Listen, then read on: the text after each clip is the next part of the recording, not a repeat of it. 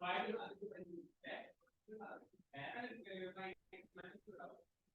اللہ الرحمن الرحیم۔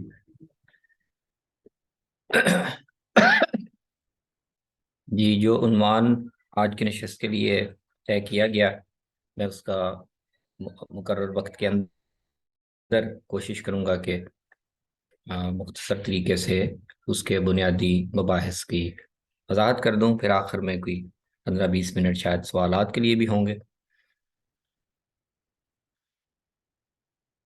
عنوان ہے قرآن اور سنت کا باہمی تعلق۔ تو عنوان کے اندر ہی سوال مضمر ہے، اور وہ یہ کہ اسلام میں دو سورس ہیں، دو ماخذ ہیں جن سے ہم دین سیکھتے ہیں، دین کے احکام اور اس کی تعلیمات اخذ کرتے ہیں۔ ایک قرآن ہے اور ایک سنت ہے۔ تو ان کا باہمی تعلق کیا ہے؟ اچھا، اب ایک لحاظ سے شاید یہ سوال بالکل آپ سادہ انداز سے دیکھیں تو یہ سوال قابل فہم نہ بنے کہ اس کا کیا مطلب ہوا، کہ ان کا باہمی تعلق کیا ہے۔ قرآن احکام دیتا ہے، قرآن بیان کرتا ہے، سنت بھی احکام بیان کرتی ہے، تو ان کے باہمی تعلق کا مطلب کیا ہے؟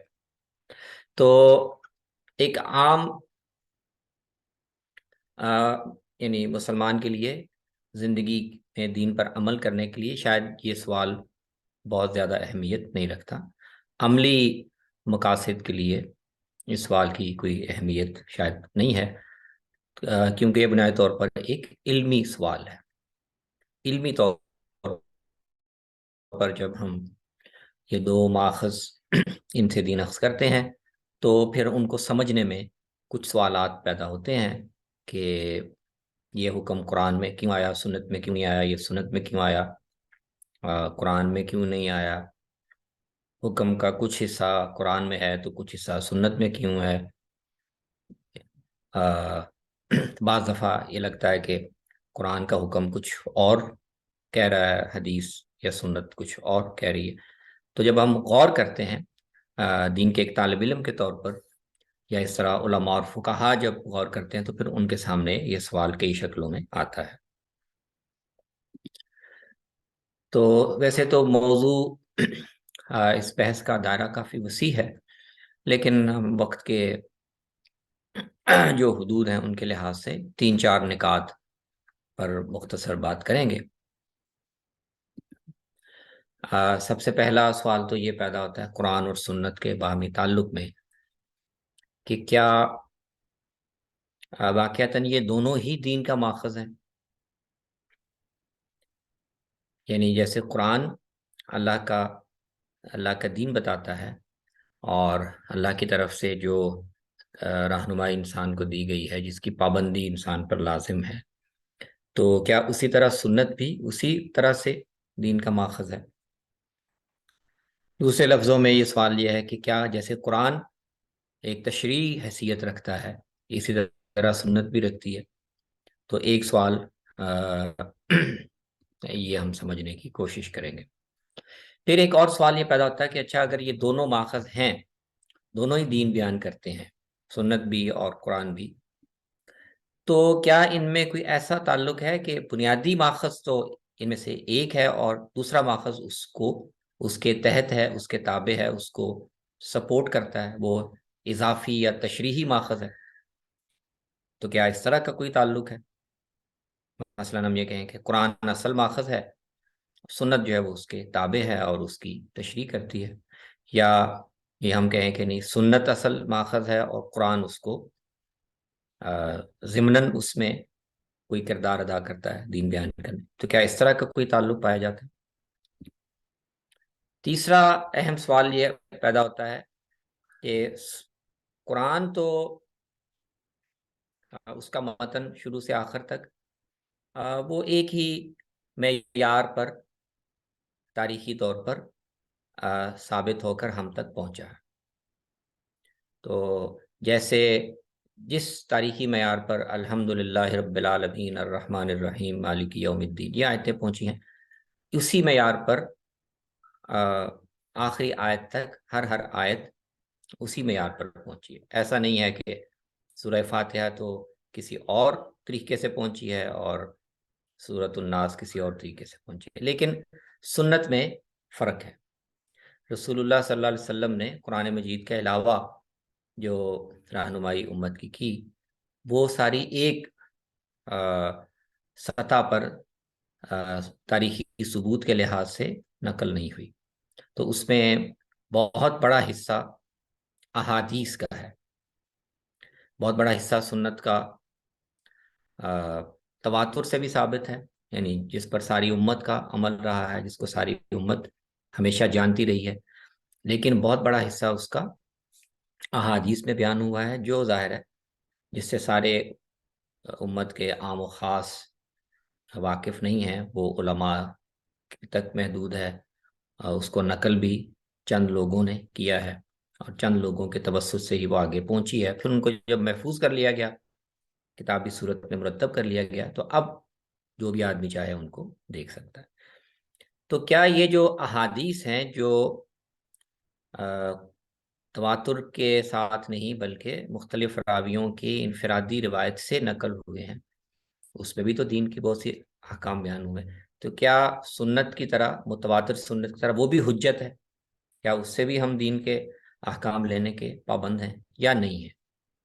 ایک تیسری بحث یہ ہے. اور چوتھی بحث یہ ہے کہ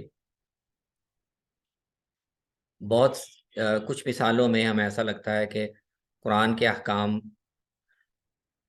کسی شرط اور قید کے بغیر بیان ہوئے ہیں. اس کی کچھ ضروری قیود، شرائط اس میں ذکر نہیں ہے. لیکن جب ہم حدیث میں اس حکم کو دیکھتے ہیں تو حدیث اس حکم کو بے ہی نہیں بیان کر رہی ہوتی، بلکہ اس کے ساتھ کئی چیزیں شامل کر رہی ہوتی ہے، یا اس میں سے نکال رہی ہوتی ہے، یا کمی بیشی کچھ نہ کچھ ہو رہی ہوتی ہے. تو اصول فقہ کی اصطلاح میں اس کو کہتے ہیں تخصیص یا زیادت ہو رہی ہوتی ہے. زیادت کا مطلب ہے کہ قرآن نے حکم کچھ چیزوں کے لیے بیان کیا تھا، سنت اس میں کچھ اور چیزوں کو شامل کر دیتی ہے. یا قرآن نے حکم عمومی طور پر بیان کیا تھا، جس سے لگتا ہے کہ یہ سب کے لیے ہے، لیکن سنت بعض صورتوں کے بارے میں کہہ دیتی ہے کہ نہیں نہیں، یہاں پر یہ لاگو نہیں ہوگا، یہاں پر یہ حکم اس پر عمل نہیں کیا جائے گا. تو یہ ایسا کیوں ہوتا ہے اور کس بنیاد پر ہوتا ہے؟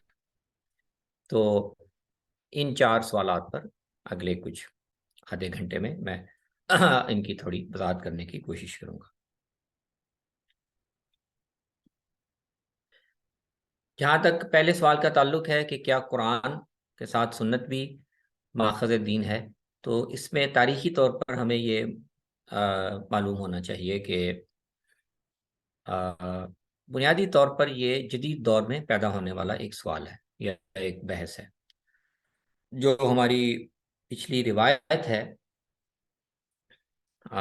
مین اسٹریم امت کی روایت ہے، اس میں اور کئی حوالوں سے بحث مباحثہ اختلاف رہا ہے مختلف مکاتب فکر کے درمیان، جیسے کہ ابھی ہم دیکھیں گے بھی.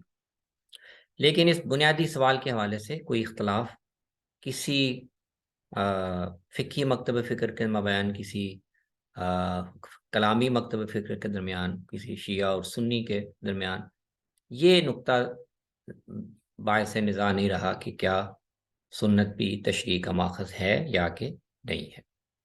تو یہ ایک جدید دور میں، البتہ 19ویں صدی میں، 20ویں صدی میں یہ موقف بہت سی جگہوں پر بر صغیر میں بھی پیدا ہوا، عرب میں بھی، مصر وغیرہ میں بھی، اور جس میں یہ رجحان سامنے آیا کہ نہیں، اصل میں تو قرآن کا ماخذ، دین کا ماخذ قرآن ہی ہے. رسول اللہ صلی اللہ علیہ وسلم کا، پیغمبر کا کام صرف قرآن اللہ سے لے کر لوگوں تک پہنچا دینا ہے یا اس پر عمل کرنا ہے. قرآن کے علاوہ جو کچھ آپ نے کہا یا بتایا، اس کی حیثیت دین کی نہیں ہے، وہ تشریعی حیثیت نہیں ہے. اس کو ہمیں کسی اور انداز سے دیکھنا پڑے گا، کوئی اور حیثیت دیکھنی پڑے گی. وہ قرآن کی طرح دین کا ماخذ نہیں ہے. یہ جدید دور میں ایک موقف پیش کیا گیا. جو سابقہ روایت ہے اس میں ایک دو بحثیں جن کا حوالہ آپ کو ملے گا، ان کی تھوڑی وضاحت میں کر دیتا ہوں تاکہ یہ واضح ہو جائے کہ وہ اختلاف یہ نہیں ہے جو سنت کی تشریح حیثیت کے اختلاف، اس اختلاف کی نوعیت اور ہے۔ مثلا آپ سنیں گے بھی، پڑھیں گے بھی کہ خوارج جو ہیں وہ بہت سی احادیث کا انکار کرتے تھے، بہت سی احادیث کو وہ قبول نہیں کرتے تھے۔ تو اس کو بعض دفعہ لوگ انکار سنت یا انکار حدیث کا عنوان بھی دے دیتے ہیں، لیکن خوارج کی بات کو اگر ان کے موقع کی طرح سے دیکھا جائے، سمجھا جائے، تو وہ یہ نہیں تھا کہ وہ ان حدیثوں کا اس لیے انکار نہیں کرتے تھے کہ وہ رسول اللہ صلی اللہ علیہ وسلم کو یا آپ کی سنت کی تشریح حیثیت کو تسلیم نہیں کرتے تھے، یہ ان کا موقف نہیں تھا۔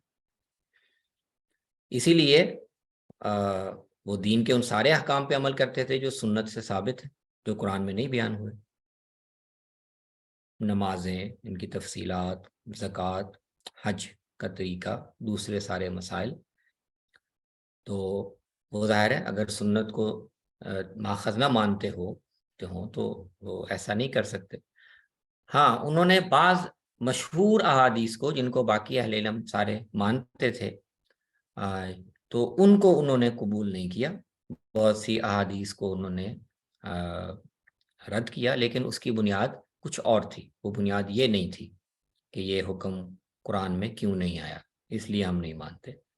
وہ اصل میں بنیاد یہ تھی کہ ان کے فہم کے مطابق، ان کی جو ایک ذہنی اس کے مطابق انہیں لگتا تھا کہ یہ حدیثیں قرآن کے ساتھ ٹکراتی ہیں، یہ قرآن کے حکم کی نفی کرتی ہیں۔ ٹھیک ہے، جیسے مثلا مشہور ایک مثال ہے کہ وہ موزوں پر مسح کرنا، وضو کرتے ہوئے موزوں پر آپ مسح کریں، تو اس حدیث کو وہ نہیں مانتے تھے، کیونکہ قرآن مجید میں تو موزوں پر مسح کرنے کا ذکر نہیں ہے، قرآن میں تو پاؤں دھونے کا حکم دیا گیا۔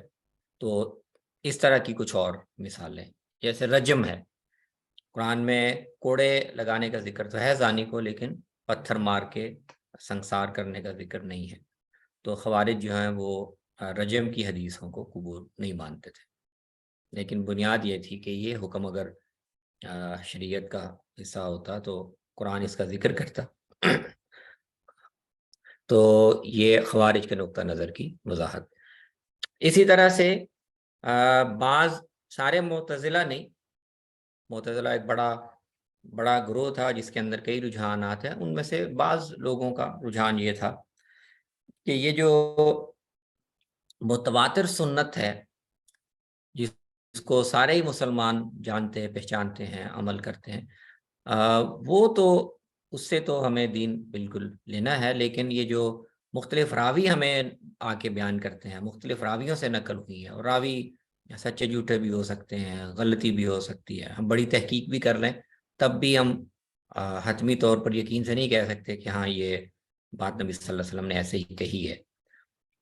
تو احتیاط کا تقاضا یہ ہے کہ ہم ایسی احادیث سے دین کا کوئی حکم اخذ نہ کریں، کیونکہ اس میں غلطی کا اور شبہ امکان ہے، شبہ ہے، ظن پایا جاتا ہے۔ تو دین کے معاملے میں ہمیں ایک واضح اور مضبوط بنیاد پر کھڑا ہونا چاہیے، اخبار احاد سے ہمیں کوئی حدیث کوئی حکم نہیں لینا چاہیے۔ تو یہاں بھی آپ دیکھیں یہ موقف جو ہے یہ اصل میں سنت کی حیثیت سے متعلق نہیں ہے، وہ سنت کی تشریح حیثیت کو مانتے تھے، متواتر سنت کو بھی قبول کرتے تھے، لیکن اخبار احاد میں ایک اور سوال پیدا ہو جاتا ہے کہ ان کی نسبت رسول اللہ صلی اللہ علیہ وسلم کی طرف چونکہ شک و شبہ سے بالا تر نہیں ہے، یقینی نہیں ہے، تو ان کو وہ حجت نہیں مانتے تھے کہ ہاں اگر ہمیں کسی ذریعے سے، کسی واسطے سے، کسی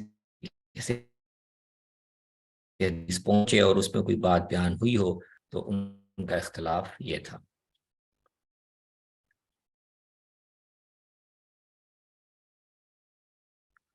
اچھا، یہ میں نے پہلے نقطے کی مختصر وضاحت کر دی کہ اس میں امت کی علمی روایت میں عمومی طور پر موقف کیا رہا ہے۔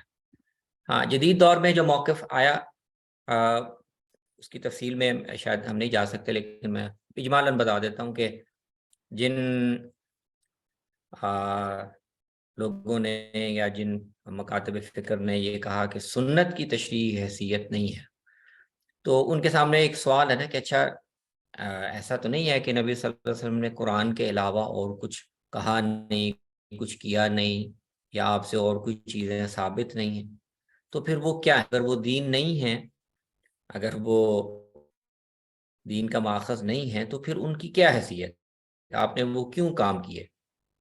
تو ان کا ایک عمومی جواب یہ ہوتا ہے کہ اصل میں نبی صلی اللہ علیہ وسلم نے وہ کام دین کے طور پر نہیں کیے، ایک پیغمبر کے طور پر نہیں کیے، بلکہ آپ نے قرآن کے احکام پر عمل کر کے دکھایا، اور قرآن کے کسی حکم پر عمل کرنے کے لیے جو بھی آپ کو اس میں اپنا فہم شامل کرنا پڑتا ہے، اجتہاد کرنا پڑتا ہے، قانون سازی کے لیے اور معاشرے میں اس کو قابل عمل بنانے کے لیے کئی پہلو اس میں شامل کرنے پڑتے ہیں۔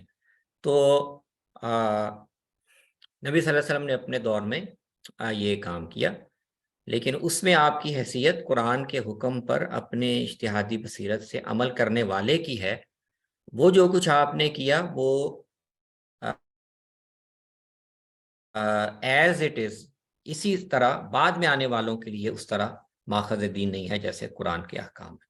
تو اگر یہاں ہم بر صغیر کی جو اصطلاح ہے حافظ اسلم جراج پوری اور غلام محمد پرویز ان حضرات کی، تو وہ کہتے ہیں مرکز ملت قرآن جو ہے وہ اپنے احکام بیان کرتا ہے اور اس کا مخاطب بناتا ہے مسلمانوں کی حکومت کو، مرکز ملت کو، کہ وہ ان احکام کے مطابق معاشرہ تشکیل دے۔ تو رسول اللہ صلی اللہ علیہ وسلم اپنے زمانے میں مرکز ملت تھے، تو قرآن کے احکام کو ایک زندہ معاشرے میں اس میں نافذ کرنا اور اس کے لیے ضروری اقدامات کرنا یہ آپ کی ذمہ داری تھی، وہ آپ نے کیا۔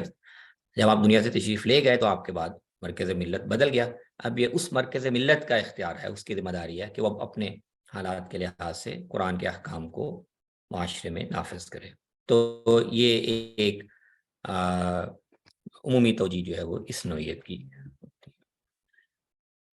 اب دوسرے سوال کی طرف آ جاتے ہیں کہ کیا قرآن اور سنت میں سے کوئی اصل ہے اور دوسرا اس کی فرع ہے، یا نہیں ہے، دونوں ہی انڈیپینڈنٹ ہیں، یا یہ ہے کہ دونوں کی دونوں ہی حیثیتیں ہیں، کچھ پہلوؤں سے سنت اصل ہے قرآن فرع ہے، کچھ پہلوؤں سے قرآن اصل ہے اور سنت فرع ہے۔ تو اس میں ہمیں دیکھیں امکان یہ تین ہی بنتے ہیں، اور یہ ہمیں تینوں ہی اہل علم کے ہاں ملتے ہیں۔ زیادہ تر ہماری روایت میں جو علماء، محدثین، اصول فقہ کے ماہرین، ان کا رجحان یہی ہے، اور عام طور پر آپ کو وہی بیان ہوتا ہوا ملے گا کہ اصل ماخذ قرآن ہے اور سنت اس کا درجے میں تو اس کے برابر ہے، یعنی تشریح حیثیت تو اس کی بھی اتنی ہے، یا جس طرح قرآن کے حکم کو ماننا ضروری ہے سنت کو بھی ماننا ضروری ہے، لیکن دونوں کے درمیان جو نوعیت ہے وہ یہ ہے کہ قرآن اصل ماخذ ہے، بنیادی حکم وہ دیتا ہے، بڑے احکام بنیادی نوعیت کے وہ دیتا ہے، اور پھر سنت ان کی بنیاد پر ان کے آگے مزید تشریح کرتی ہے۔ سنت اس میں پھر اور چیزیں شامل کرتی ہے، اس کو پھیلاتی ہے اور ضروری تفصیلات شامل کرتی ہے، اس کا عملی نمونہ ہمیں ہمارے سامنے پیش کرتی ہے۔ تو قرآن اصل ہے، سنت اس کی وضاحت کرتی ہے، اس کو بیان کرتی ہے، یہ زیادہ تر اہل علم کا نقطہ نظر ہے۔ اس موقف سے ہمیں ایک کوئی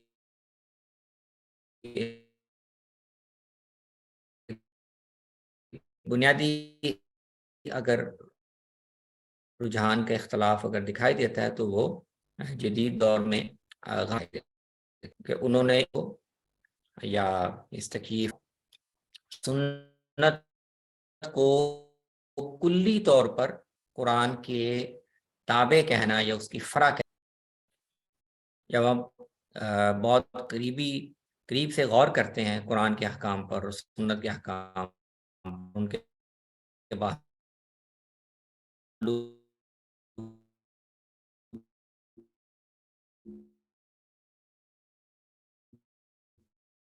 کو سمجھنے کی کوشش کرتے، حکم قرآن کا ریلیونٹ ہوتی ہے، سنت اس کے بعد آ کر عمل کرتی ہے، ایسا بھی نہیں ہے۔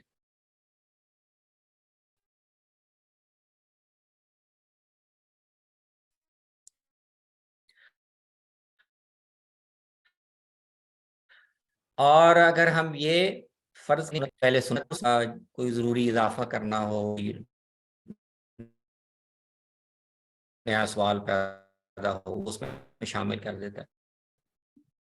السلام علیکم استاد جی، آواز کٹ رہی ہے استاد جی، اگر ویڈیو بند کر دیں تو شاید ٹھیک ہو جائے۔ تو میری طرف سے کٹ رہی حیرت ہے، ٹھیک ہے، تو ویڈیو بند ہونے سے آپ کو یہ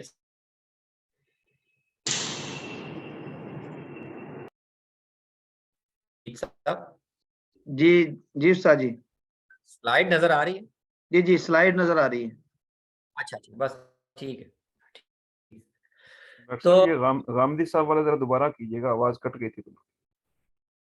جی میں عرض کرتا ہوں، تو غامدی صاحب کا کہنا یہ ہے کہ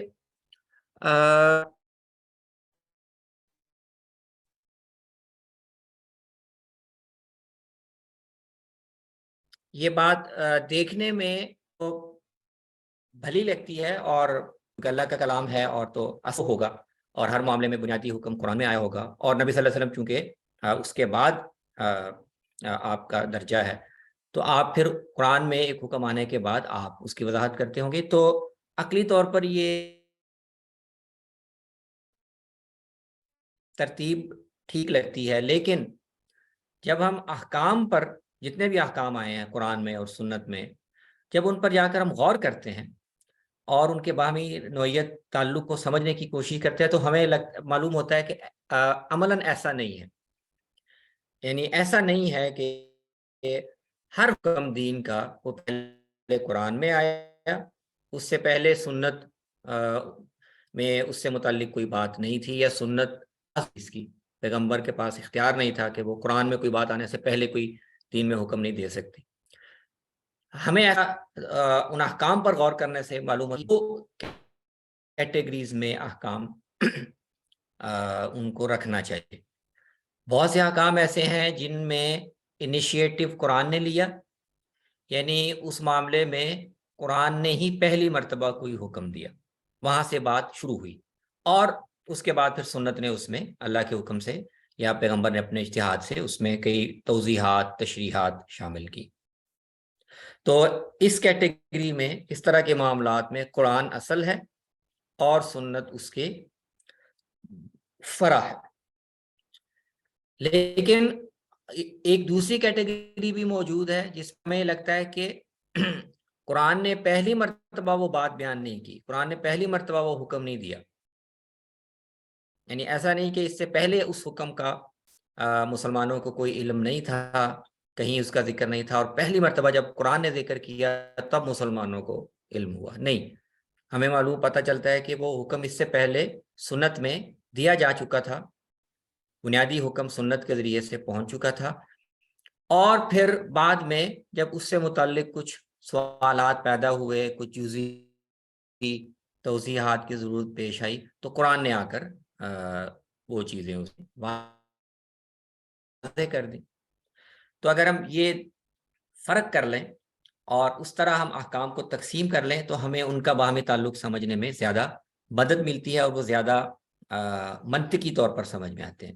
ایک وہ احکام جو اصلاً قرآن میں آئے اور سنت نے پھر ان کی تشریح اور تفصیل کی، ان میں سنت فرع ہے، قرآن اصل ہے، اور ایک وہ احکام جن میں قرآن نے ابتداً کوئی بات نہیں کی، بلکہ پیغمبر کو ایک اختیار حاصل تھا، پیغمبر کو وحی بھی آتی تھی، رہنمائی بھی حاصل تھی، اس کے تحت سنت میں وہ حکم مسلمانوں کو دے دیا گیا، بیان کر دیا گیا، اور پھر کوئی اس میں کوئی مزید کسی بات کی وضاحت کی ضرورت پیش آئی تو اس میں قرآن نے آ کر سنت کے کسی حکم کو مزید تشریح اور تفصیل بیان کر دی۔ تو غامدی صاحب کا نقطہ نظر یہ ہے کہ ہمیں کلی طور پر علی الاطلاق کسی ایک کو اصل یا دوسرے کو فرع کہنا علمی طور پر درست نہیں ہے، بلکہ سنت جو ہے وہ ایک خود مستقل بذات ماخذ بھی ہے، اس حیثیت سے وہ بہت سے احکام قرآن سے بھی پہلے بیان کر دیتی ہے، کرتی رہی ہے، اور پھر قرآن اس کے شرح کرتا ہے۔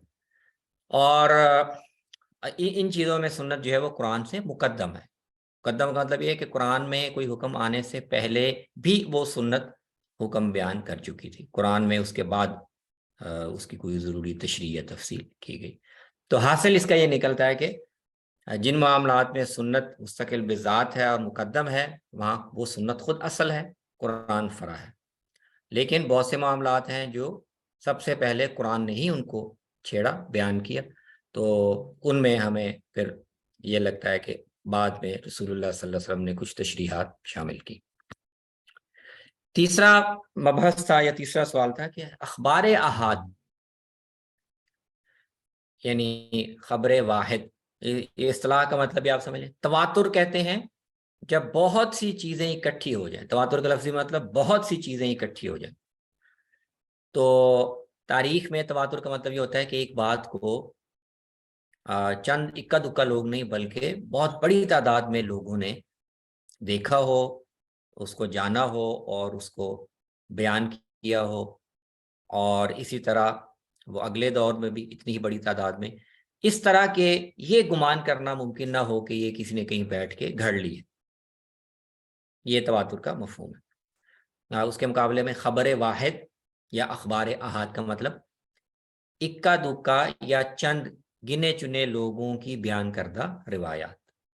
تو میں نے عرض کیا کہ رسول اللہ صلی اللہ علیہ وسلم جس کو ہم آپ سے جو ہمیں احکام ملے یا دین جو ملا، سنت کا جس کو عمومی عنوان ہم دیتے ہیں، اس میں متواتر سنن بھی ہیں، جیسے مثلا نماز ہے، نماز کے اوقات، نمازوں کی رکعتیں، اذان کا طریقہ، ٹھیک ہے، زکوٰۃ کی شرحیں، حج کا وہ سارے اعمال مناسک، یہ تواتر سے ہیں۔ حضور صلی اللہ علیہ وسلم کے دور سے ہی ہزاروں لاکھوں مسلمان ان کو اسی طرح سے جانتے ہیں، عمل کرتے رہے ہیں، آگے نقل کرتے رہے ہیں۔ لیکن ہمیں یہ بھی معلوم ہے کہ زیادہ تر جو احکام ہیں، آپ کی ارشادات ہیں، آپ نے کس موقع پہ کیا عمل کیا، وہ اس طرح تواتر سے منقول نہیں، وہ اخبار احاد سے منقول ہے۔ تو ان کے متعلق حجیت کی بحث بعض معتزلہ نے اٹھائی تھی، اور انہوں نے کہا کہ اخبار احاد حجت نہیں ہیں، لیکن جمہور اہل علم نے اس موقف کو قبول نہیں کیا۔ فقہا ہوں، محدثین ہوں، متکلمین ہوں، تو انہوں نے اس موقف سے اتفاق نہیں کیا کہ خبر واحد میں چونکہ غلطی کی گنجائش ہے، شک و شبہ رہتا ہے، ظن ہوتا ہے، اس وجہ سے اس سے ہم دین کا کوئی حکم اخذ نہیں کر سکتے، یہ امت کے اہل علم نے قبول نہیں کیا۔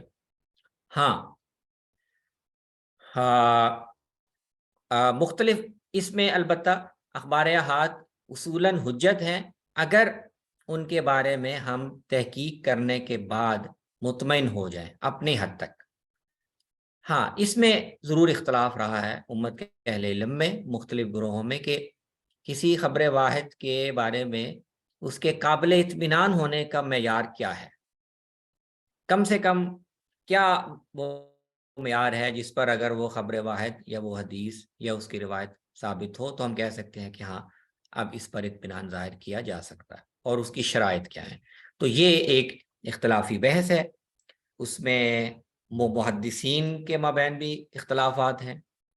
ایک محدث ایک راوی کا ایک اور سٹینڈرڈ طے کرتا ہے کہ اس سٹینڈرڈ کا راوی ہونا چاہیے، جس کا حافظہ ایسا ہو، جس کا کردار ایسا ہو۔ دوسرا محدث کہتا ہے کہ نہیں، اتنی کڑی شرطیں لگانے کی ضرورت نہیں ہے، بس اگر بندہ قابل اعتماد ہے، بہت زیادہ اس کا حافظہ اتنا مضبوط نہیں بھی ہے لیکن تو اس کو لے سکتے ہیں۔ تو محدثین میں بھی اس کا، پھر فقہاء اور محدثین میں بھی اختلافات ہیں۔ بہت سی چیزوں کو محدثین سند کے لحاظ سے یہ کہتے ہیں کہ یہ حدیث قابل اعتماد ہے، لیکن فقہاء کچھ اور معیارات بھی اس میں شامل کرتے ہیں، ٹھیک ہے۔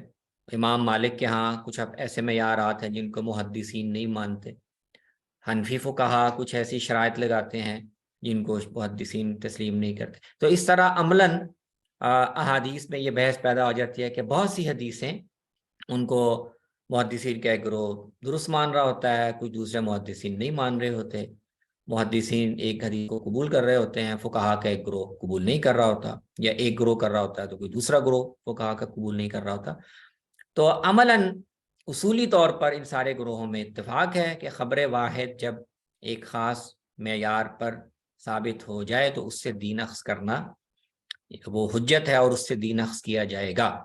لیکن وہ معیار کیا ہو تو اس میں بہت سی چیزیں، بڑا ذخیرہ ایک ایسا بھی نکلتا ہے جس کو سارے قبول کر لیتے ہیں، لیکن بہرحال ایک ایریا ایسا بھی رہتا ہے کہ جس کے بارے میں بحث ہمیشہ رہی ہے اور آج بھی ہوتی رہتی ہے۔ تو اخبار احاد کی حجیت کی بحث وہ اس طرح سے اخبار احاد کی اس میں ضمن حفاظت کی بات بھی آ گئی، لیکن کوئی اس پر سوال ہوگا تو ہم اس کو دیکھ لیں گے۔ اب اس بحث کا آخری سوال تھا اور وہ یہ تھا کہ میں نے جیسے بتایا کہ کافی مثالیں ایسی ملتی ہیں احادیث میں جس میں بظاہر قرآن کا بیان اور حدیث کا بیان بالکل ایک جیسے نہیں لگتے، کچھ نہ کچھ فرق ہمیں لگتا ہے، اور وہ فرق یا کمی کی صورت میں لگتا ہے اور یا بیشی کی صورت میں۔ یعنی حدیث میں یا تو قرآن کے حکم میں کوئی اس کو پھیلا رہی ہے، قرآن سے زیادہ کوئی حکم بیان کر رہی ہے، اور یا قرآن کے کسی حکم کو ریسٹرکٹ کر رہی ہے، اس کو مخصوص کر رہی ہے، یعنی کچھ شکلوں پر قرآن کا حکم لاگو نہیں کرنے دے رہی۔ تو ایسی مثالوں کے بارے میں ہمارے اہل علم نے، ہماری فقہی روایت نے، اصول فقہ روایت نے ان کو کیسے اس بحث کو دیکھا ہے، تو اس پر میں تھوڑی سی بات کروں گا اور پھر میں آپ کے سوالات لے لوں گا۔ تو پہلے ہم مثالیں دیکھ لیتے ہیں، مشہور مثالیں تو ویسے کافی ہیں، لیکن جو بہت مشہور مثالیں ہیں وہ ہم دیکھ لیتے ہیں، پھر مختلف علمی مکاتب فکر کیسے ان سوالوں کو، مسائل کو ایڈریس کرتے ہیں، اس کی بھی میں مختصر وضاحت کر دیتا ہوں۔ جیسے مثلاً ابھی ایک مثال ہم نے دیکھی کہ خوارج جو ہیں وہ مسال الخفین کی روایتوں کو نہیں مانتے تھے۔ اگر آپ نے وضو کر کے موزے پہنے ہیں تو بہت سی حدیثوں میں بیان کہ نبی صلی اللہ علیہ وسلم نے خود بھی مسح کیا ایسی حالت میں، لوگوں کو بھی اجازت دی، اس کی مدت بھی بیان کی، سفر میں ہو تو 3 دن تک، گھر میں ہو تو 1 دن تک، لیکن خوارج ان روایتوں کو قبول نہیں کرتے تھے۔ اور وجہ کیا ہے کہ قرآن تو کہہ رہا ہے کہ وضو کرتے ہوئے پاؤں دھو، فَاغْسِلُوا أَرْجُلَكُمْ، تو موضوع کا تو اس میں کوئی ذکر نہیں۔ تو اب اگر ہم موضوع پر مسح کریں تو قرآن کا حکم تو نہیں پورا ہو رہا، پاؤں نے ہم نے دھوئے تو نہیں۔ تو ایک یہ مثال ہے۔ اس طرح ایک مشہور مثال ہے، قرآن میں اللہ نے کہا کہ مرنے والے کا ترکہ جب تقسیم کرو تو پہلے اس کی وصیت پوری کرو، جو رشتہ دار زندہ ہیں، موجود ہیں، ان کو دینے سے پہلے قرض ہو تو وہ ادا کرو، اور اس نے کوئی وصیت کی ہوئی ہے تو وہ پوری کرو۔ اچھا، اب قرآن میں وصیت کے ساتھ کوئی قید نہیں ہے کہ یا کوئی تحدید نہیں ہے کہ وصیت کتنی اس نے کی ہو تو وہ پوری کرو۔ کیا اگر وہ سارا مال وصیت کر دے تو چلیں، یہ ہم شاید قرآن کے حکم سے اخذ کر سکتے ہیں کہ قرآن یہ نہیں فرض کر رہا کہ وہ سارا مال اس نے وصیت کیا، کیونکہ وہ کہہ رہا ہے کہ وصیت پوری کرنے کے بعد وارثوں کو دو۔ اس کا مطلب ہے قرآن وہ صورت ڈسکس کر رہا ہے جس میں وصیت کے بعد کچھ بچا ہوا۔ لیکن اگر پورا نہیں کیا، اگر اس نے آدھا کر دیا یا 2/3 کر دیا، تو قرآن کے الفاظ میں تو بظاہر ایسی کوئی قید نہیں ہے کہ یہ ایسی وصیت نہیں مانی جائے گی۔ 1/3 بھی وہ چھوڑ کے گیا ہے وصیت کے بعد تو تقسیم تو ہو سکتا ہے۔ لیکن حدیث میں ہمیں یہ حکم ملتا ہے کہ نبی صلی اللہ علیہ وسلم نے فرمایا کہ کو امت نے ایک تحدید کے طور پر قبول کر لیا کہ 1/3 سے زیادہ آدمی کو وصیت نہیں کرنی چاہیے۔ اور ایک مقدمے میں آپ نے ایسے فیصلے کو، اس وصیت کو آپ نے کالعدم بھی کر دیا۔ مالک نے پورا مال وصیت کیا تھا، آپ نے کہا کہ نہیں، 1/3 تک یہ نافذ ہوگا، باقی 2/3 وارثوں میں تقسیم ہوگا۔ تو حق وصیت کی تحدید یہ سنت میں آئی ہے، حالانکہ قرآن میں ایسی کوئی چیز نہیں ہے۔ اچھا، حق توارث کی تحدید، قرآن میں باپ بیٹا بہن بھائی میاں بیوی آپس میں وارث بنیں گے، یہ بیان ہوا ہے، لیکن کوئی اس میں مذہب کی کوئی قید ذکر نہیں ہے کہ یہ میاں بیوی کا، ماں باپ کا، بہن بھائی کا مذہب ایک ہی ہو تب ہوگا، ورنہ نہیں۔ لیکن حدیث میں ایک بڑا واضح حکم ہے کہ مسلمان اور کافر کے درمیان وراثت کا رشتہ یا وراثت کا حکم جاری نہیں ہوگا، نہ مسلمان کسی کافر کا وارث بنے گا، نہ کافر کسی مسلمان کا۔ تو یہ ایسا لگتا ہے کہ جیسے قرآن کے حکم سے ایک زائد بات کہی جا رہی ہے۔ حدود کے نفاذ، اس میں خاص طور پر اگر ہم چوری کی مثال لے لیں تو قرآن نے کہا کہ چور کے ہاتھ کاٹ دو، مرد ہو یا عورت ہو۔ اس میں کسی قسم کی کوئی تحدید نہیں ہے، قید نہیں ہے۔ لیکن اگر آپ حدیث میں دیکھیں تو نبی صلی اللہ علیہ وسلم نے جب یہ سزا نافذ کی ہے تو کئی طرح کی قیود اور شرائط اس میں شامل کر دی۔ مثلا آپ نے کہا کہ ہمیں اتنی رقم کا چوری ہو تب کاٹیں گے، ورنہ نہیں کاٹیں گے۔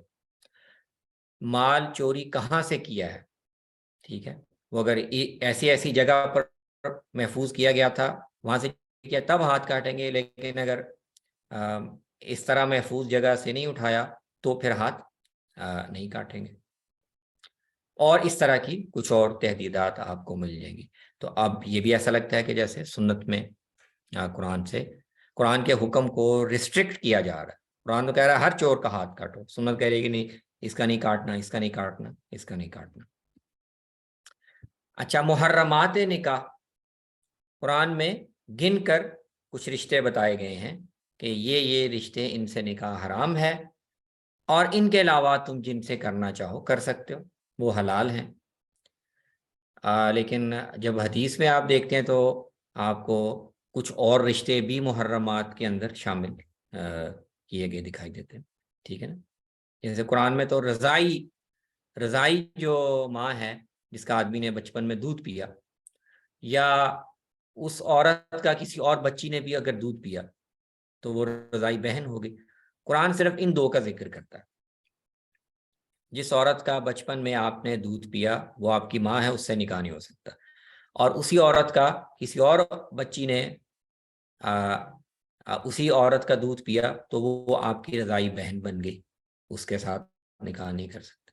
لیکن حدیث میں آپ کو یہ حکم پھیلا دیا گیا ہے کہ نہیں، صرف وہ عورت نہیں، اس کے جتنے بھی رشتہ دار ہیں وہ سارے آپ کے اوپر حرام ہیں۔ اس عورت کی ماں ہے تو آپ کی نانی بن گئی، اس کی بہن ہے تو آپ کی خالہ بن گئی، اس کی اپنی اولاد ہے تو آپ کے بھائی بہن بن گئے، تو سارے رشتے جو ہیں وہ اس کے حرام ہو جائیں گے۔ تو ایک طرح کی توسیع ہے۔ اس طرح قرآن نے صرف اتنا کہا کہ ایک وقت میں دو بہنوں سے آدمی نکاح نہیں کر سکتا، لیکن حدیث میں آپ کو ملے گا کہ اس میں دو رشتے آپ نے اور شامل کر دیے، دو بہنوں سے بھی بیک وقت نہیں نکاح نہیں کر سکتے، اور ایک عورت ہے اور اس کی بھتیجی ہے تو پھوپھی اور بھتیجی سے بھی ایک وقت میں نہیں کر سکتے، یا خالہ سے نکاح کیا ہے تو عین اس وقت میں اس کی بھانجی سے بھی نکاح نہیں کر سکتے۔ تو یہ رشتے آپ نے اس میں اور شامل کر دیے۔ تو گویا قرآن جو ہے وہ ایک فہرست بیان کر رہا ہے، حدیث جو ہے اس فہرست میں اضافہ کر رہی ہے، تو قرآن کے حکم میں ایک زیادت جو ہے وہ پیدا ہو رہی ہے۔ اور جو سب سے اس کی مشکل مثال ہے وہ رجم ہے۔ اسی لیے جو خوارج ہیں انہوں نے سب سے پہلے رجم کا ہی انکار کیا۔ جلاوت یعنی قرآن میں صرف کوڑوں کا ذکر ہے، اس میں کوئی فرق نہیں ہے کہ یہ سزا جو بھی زانی ہے اس کو یہ سزا ملے گی، لیکن حدیث میں اگر آپ دیکھیں گے تو آپ کو ایک بہت ہی مختلف بات ملے گی، اور وہ یہ ہے کہ ایک تو جن کو کوڑے لگانے ہیں وہ کنوارے زانی ہوں جن کی شادی نہ ہوئی ہو، ان کو کوڑے لگیں گے، اور صرف کوڑے نہیں لگیں گے بلکہ ان کو ساتھ جلا وطن بھی کیا جائے گا، جہاں سے وہ رہ رہے ہیں 1 سال کے لیے ان کو وہاں سے نکال دیا جائے گا۔ اور جو غیر شادی شدہ ہیں ان کی سزا یہ ہے ہی نہیں، یا یہ کافی نہیں ہے، ان کو تو اصل میں کوڑے لگا کر اس کے بعد پھر پتھر مار مار کے سنگسار بھی کر دیا جائے۔ تو یہ ان مثالوں میں سب سے مشکل مثال جو ہے نا وہ یہ رجم کی ہے، کہ وہ قرآن کے حکم سے بالکل بھی یعنی بظاہر اس کے ساتھ بیٹھتی نہیں ہے۔ تو یہ چند مثالیں ہمارے سامنے، اور ہم دیکھ لیتے ہیں کہ مختلف اہل علم ان کو کیسے حل کرتے ہیں۔ تو سب سے زیادہ سادہ، آسان اور معروف نقطہ نظر امام شافعی کا ہے، اور ان کا کہنا یہ ہے کہ دیکھیں یہ چیزیں جو ہمیں لگتا ہے کہ ان احکام کے ذریعے سے قرآن کے حکم کو حدیث میں بدل دیا گیا، تو یہ ہمارے فہم کا نقص ہے، کیونکہ ہم قرآن سے ایک مراد سمجھ رہے ہیں نا کہ اللہ تعالیٰ یوں کہنا چاہ رہے ہیں، اللہ تعالیٰ وضو میں پاؤں ہی دھلوانا ہی چاہتے ہیں، اور اللہ تعالیٰ حق وصیت کی کوئی تحدید نہیں کرنا چاہتے، یا اللہ تعالیٰ ہر چور کو چاہے وہ اس نے جس حالت میں بھی اس کو سزا ہی دل، یہ ہمیں پڑھنے سے لگتا ہے، لیکن قرآن کی مراد کو، اللہ کی مراد کو تو اللہ کے پیغمبر بہتر جانتے ہیں۔ تو جب کیونکہ ان کو وحی بھی آتی ہے، اللہ کی رہنمائی بھی حاصل ہے، پیغمبر کا اپنا فہم بھی اس کے مماثل کوئی فہم نہیں ہو سکتا، تو جب پیغمبر نے ایک بات بیان کی اور وضاحت کر دی، تو پھر اصل میں ہمیں اس کی روشنی میں ہی قرآن کی آیت کو پڑھنا چاہیے۔ ہمیں جو سمجھ میں آ رہا تھا حدیث کے بغیر، وہ ہمارا فہم تھا، لیکن وہ ناقص فہم تھا۔ حدیث کی روشنی میں حدیث جب واضح سامنے آ گئی، تو اب ہم یہ کہیں گے کہ نہیں، اللہ تعالیٰ کی بھی مراد اصل میں یہی تھی، لیکن ہم نہیں سمجھ سکے، نبی صلی اللہ علیہ وسلم نے اس کو سمجھا، تو اس لیے قرآن کی مراد وہ نہیں ہے جو آپ کو بظاہر اس سے سمجھ میں آتی ہے، قرآن کی مراد وہی ہے جو نبی صلی اللہ علیہ وسلم نے بیان فرمائی۔ اس میں تھوڑا سا مختلف رائے اختیار کی حنفی فقہا نے، انہوں نے کہا کہ یہ آپ کی بات جو ہے نا، یہ کچھ جگہوں پر تو یہ چل جاتی ہے کہ ہم یہ کہیں کہ ہاں ہمیں بظاہر قرآن کی بات جو سمجھ میں آ رہی تھی وہ مراد نہیں تھی، اور حدیث سے مراد واضح ہو گئی۔ کچھ مثالوں میں تو یہ تطبیق چل جاتی ہے، لیکن کچھ مثالوں میں نہیں چلتی، کچھ مثالوں میں آپ کو زبردستی کرنی پڑتی، جیسے مثلا رجم کی سزا لیں، ٹھیک ہے، یا یہ کہ مسلمان کافر کا وارث نہیں ہوگا، یعنی تو کچھ مثالوں میں یہ کہنا بڑا مشکل ہے، تکلف بن جاتا ہے کہ قرآن کی مراد تو وہی تھی جو حدیث میں آئی ہے، لیکن ہم نہیں سمجھ سکے، ٹھیک ہے نا، کیونکہ اگر قرآن کی مراد وہی ہے تو قرآن تو واضح ہے، جو بھی عربی جاننے والے لوگ ہیں ان کو سمجھ میں آنی چاہیے اس سے۔ تو حنفی فقہا نے کہا کہ دیکھیں نہیں، ہمیں یہ نہیں کہنا چاہیے کہ حدیث قرآن کے حکم میں کوئی تبدیلی نہیں کرتی، اور جو کچھ بھی حدیث کہتی ہے وہ اصل میں قرآن ہی کی مراد کو بیان کر رہی ہوتی ہے، اس میں کوئی کمی بیشی نہیں کر رہی ہوتی۔ نہیں، ہمیں یہ ماننا چاہیے کہ حدیث قرآن کے حکم میں کمی بیشی بھی کرتی ہے اور کر سکتی ہے، اور اس میں کوئی اعتراض کی بات نہیں ہے۔ اللہ تعالیٰ کا حکم ہے نا، اللہ تعالیٰ اپنے حکم میں کمی بیشی کر سکتا ہے، اس میں کوئی مزید شرط لگانا چاہے لگا سکتا ہے، تو اس سے کیا فرق پڑتا ہے کہ اللہ تعالیٰ نے وہ قرآن میں وہ شرط مزید بیان کی، یا اس حکم کو اس کو تخصیص کر دی، یا اس پیغمبر کے ذریعے سے کر دی۔ ہاں، یہ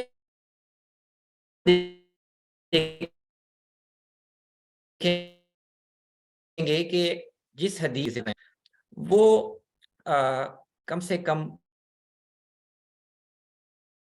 مشہور حدیث ہونی چاہیے، یعنی کسی اکا دکا راوی سے منقول نہیں ہونی چاہیے، ایسی حدیث ہونی چاہیے کہ وہ صحابہ اور تابعین پہ عام طور پر مشہور ہو، اہل علم اس کو جانتے ہوں، اور اس پر امت کا عمل شروع سے چلا آ رہا ہو، فقہا نے اس کو قبول کیا ہو، اس کے بارے میں کوئی بحث نہ ہو، ٹھیک ہے۔ تو یہ ہم احتیاطی تدابیر ضرور کریں گے کہ ہر حدیث جو ہم تک پہنچی اس سے ہم قرآن کی تخصیص کر لیں یا زیادت کریں، یہ ہم نہیں کریں گے، کیونکہ بہرحال قرآن کا حکم قطعی ثبوت بھی ہے، ثبوت بھی قطعی ہے، اس کا وضاحت بھی ہے، تو ہر حدیث خاص طور پر اکا دکا کسی راوی سے آئی ہو اور اس پر عمل جاری نہ ہو، یا علماء فقہا سب اس کو بالاتفاق قبول نہ کرتے ہوں، تو ایسی حدیث سے ہم تخصیص نہیں کریں گے، لیکن مشہور حدیث ہے، اس پر عمل جاری ہے، فقہا نے اس کو بالاتفاق قبول کیا ہے، تو اس سے ہم قرآن کے حکم میں تخصیص یا زیادت کریں گے، لیکن یہ کہیں گے کہ یہ قرآن کے حکم میں کمی بیشی کی گئی ہے، یہ نہیں کہیں گے کہ یعنی قرآن کی مراد ہی یہ تھی، جیسا کہ امام شافعی کہتے ہیں۔ تو یہ تھوڑا سا حنفی موقف میں۔ اچھا، ابن حزم جو ہیں ان کا ان دونوں سے ڈفرینٹ موقف ہے، اور وہ کہتے ہیں کہ بھئی یہ قرآن اور حدیث میں یہ فرق ہی بے بنیاد ہے کہ قرآن قطعی ہے، حدیث ظنی ہے، قرآن کے حکم میں حدیث تخصیص کر سکتی ہے یا نہیں کر سکتی۔ یہ بحث غلط ہے، قرآن میں اور حدیث میں فرق کرنا ہی غلط ہے، ایک ہی درجہ ہے سب کا، جو ایک آیت کا درجہ ہے وہ ایک حدیث کا درجہ ہے۔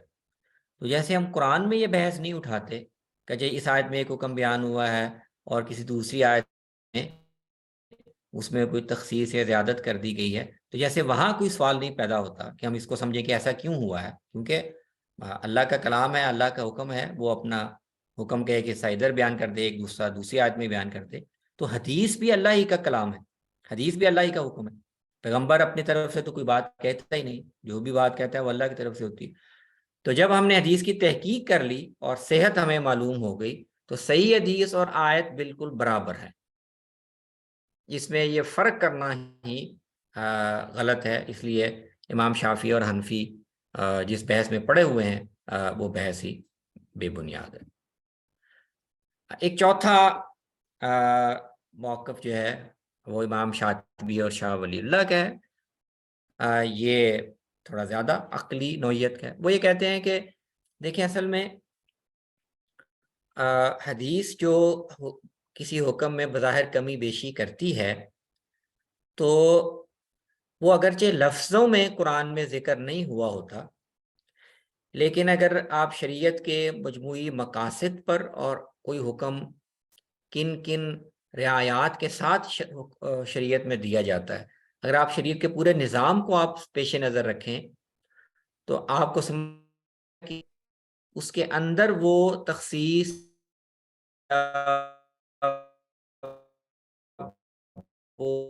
وہ گنجائش مضمر ہے جو حدیث میں بیان ہے۔ یہ ذکر تو نہیں ہے کہ ہاں فلاں حالت میں تم کر لیا کرو، لیکن اگر آپ شریعت کے سارے احکام پر غور کریں تو آپ کو ایک اصول ملے گا کہ اللہ تعالیٰ لوگوں کو ان کی مجبوری یا مشکل کے لحاظ سے رخصت دیتے ہیں۔ قرآن نے تیمم کی رخصت دی ہے، قرآن نے اور رخصتیں دی ہیں۔ تو جب کسی شریعت کے کسی حکم پر عمل میں کوئی مشکل ہو تو شریعت رعایت دے دیتی ہے، یہ قرآن شریعت کے پورے نظام۔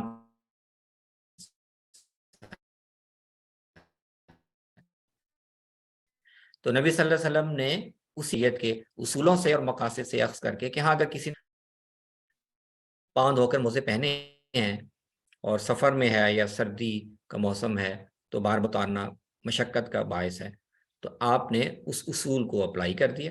تو اس طرح سے وہ جو آپ نے تخصیص کی وہ قرآن کے اپنے حکم کے اندر چھپی ہوئی تھی۔ ہاں ہو سکتا ہے میں آپ نہ سمجھ سکتے، لیکن اللہ کے پیغمبر نے اس کو سمجھ کر بیان کر دیا۔ اس طرح حق وصیت کی تحدید ہے، وہ بھی سمجھ میں آتی ہے۔ جب پورا مال وصیت نہیں کرنا چاہیے، یہ شریعت کا منشا ہے، تو پھر کوئی تحدید تو ہونی چاہیے نا کہ کتنی کر سکتا ہے اور کتنی نہیں۔ تو وصیت کی تحدید ہونی چاہیے، یہ قرآن حکم میں مضمر ہے۔ قرآن کا حکم یہ نہیں کہہ رہا کہ وہ چاہے سارا مال کسی کو دے جائے، تو جب اس کے اندر مضمر ہے تو نبی صلی اللہ علیہ وسلم نے اس کی ایک تحدید کر دی کہ ہاں 1/3 تک یہ دیا جا سکتا ہے۔ حق توارث کا بھی ایسے ہی ہے، مسلمان اور کافر کے درمیان اللہ تعالیٰ نہیں چاہتے کہ ان کے مابین سماجی تعلقات اور رشتہ داری اس طرح ہو۔ اللہ تعالیٰ چاہتے ہیں کہ یہ مسلمانوں کے معاشرتی تعلقات، نکاح اور یہ چیزیں اصلاً مسلمانوں کے درمیان ہوں۔ تو جیسے نکاح میں تحدید ہے اور اس طرح باقی چیزوں میں تو ترک کرنا یہ شریعت کے احکام کے اندر بطور ایک اصول موجود ہے، آپ نے اسی کو وراثت پر بھی لاگو کر دیا۔ حدود میں بھی ایسا ہی ہے۔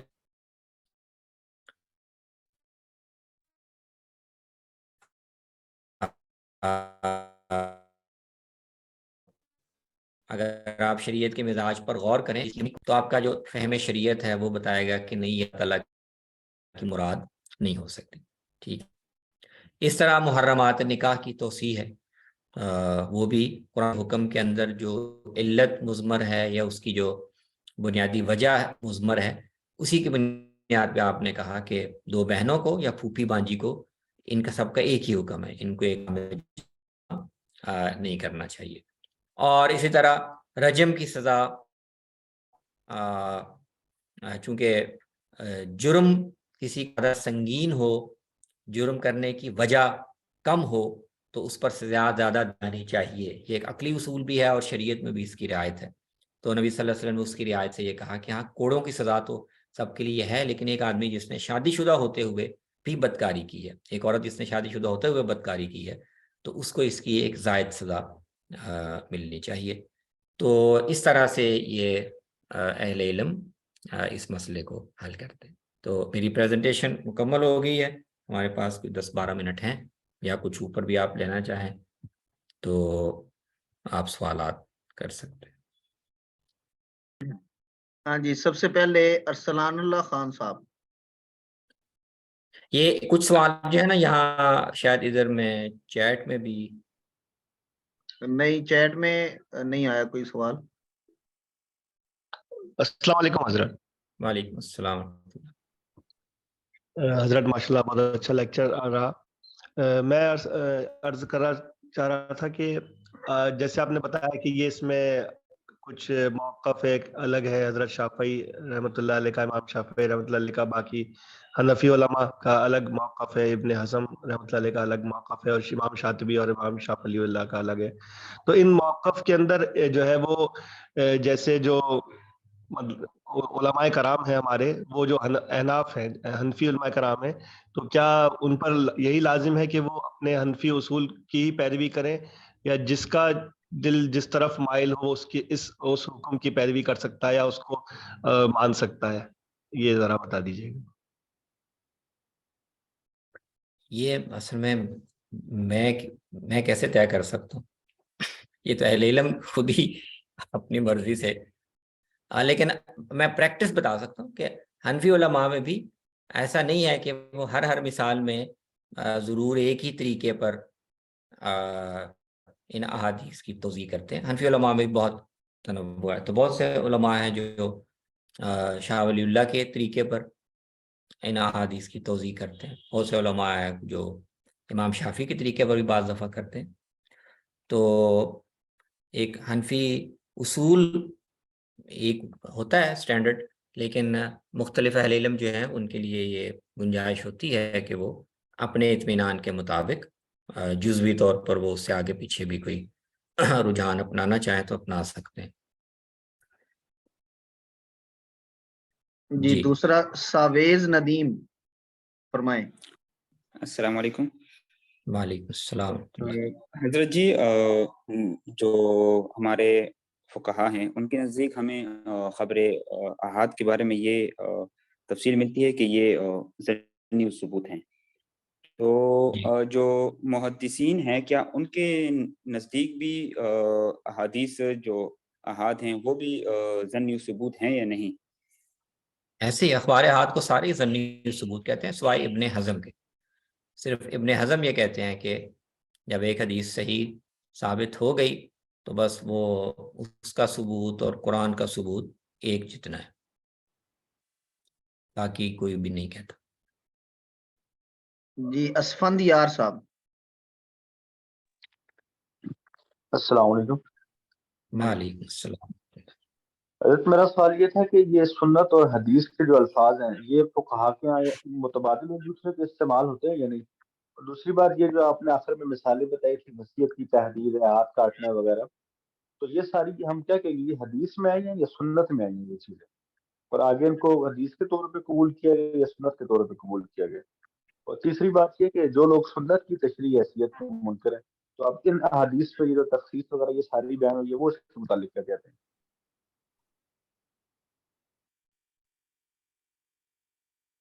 جی سنت جو ہے وہ ایک تعبیر ہے جو وسعت میں بھی استعمال ہوتی ہے، یعنی جو کچھ نبی صلی اللہ علیہ وسلم سے منقول ہے چاہے وہ خبر واحد ہو یا تو اس وسیع مفہوم میں بھی استعمال ہوتی ہے، لیکن اور محدثین کے ہاں عام طور اسی معنوں میں استعمال ہوتی ہے. لیکن فقہا جو ہیں وہ جب فقہا بھی عموم میں استعمال کر لیتے ہیں یہ اصطلاح، لیکن جب کسی بحث میں ان کو یہ فرق کرنا پڑتا ہے کہ یہ حکم اس طرح ثابت ہے اور یہ حکم اس طرح ثابت ہے، تو وہاں وہ آپ کو خبر واحد میں اور سنت معروفہ میں اور سنت معمول بھی اس میں فرق کرتے ہوئے دکھائی دیتے ہیں. تو وہاں پر وہ اصطلاح کا فرق کر لیتے ہیں.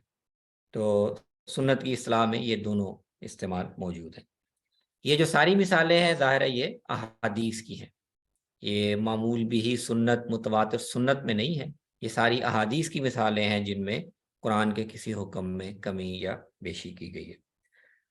اچھا، جو منکرین سنت ہیں، جو سرے سے سنت کی تشریحی حیثیت کو ہی نہیں مانتے، تو ان میں سے زیادہ تر لوگ جو ہیں وہ اس طرح کی وہ جب وہ سنت کی تشریحی حیثیت کو نہیں مانتے تو جو احادیث اور اخبار احاد ہیں تو ان کے بارے میں تو ان کی رائے آپ قیاس کر سکتے ہیں، وہ عموماً اس پورے ذخیرے کو ہی قابل اعتماد نہیں مانتے.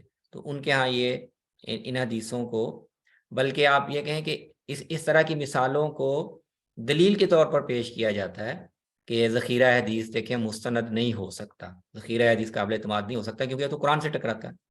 تو ان کا عمومی رجحان اس حوالے سے یہ ہوتا ہے.